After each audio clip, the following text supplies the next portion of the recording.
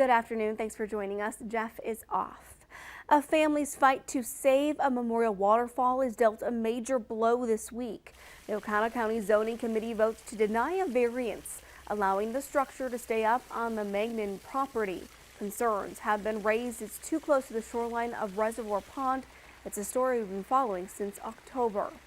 In an update you'll only see on Action 2 News, Jason Zimmerman asked the family about their next move.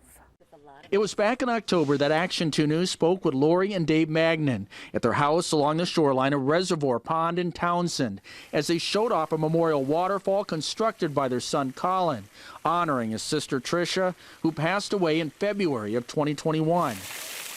But after being on display for more than a year and a half, Oconto County Zoning Department sent them a letter to tear it down because they didn't apply for a permit. The waterfall has given me such comfort hearing the water. People pull over and ask about it, tell us about your daughter. It makes us feel she's still with us.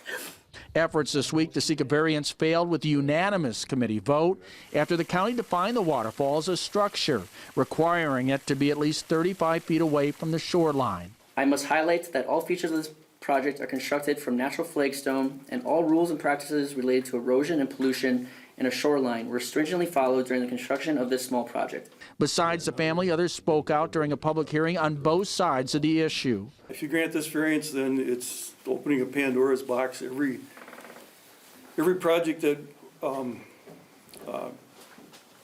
that comes along is going to have to be granted, because you've got to set this precedent by granting this one. The whole reason for an ordinance is for protecting.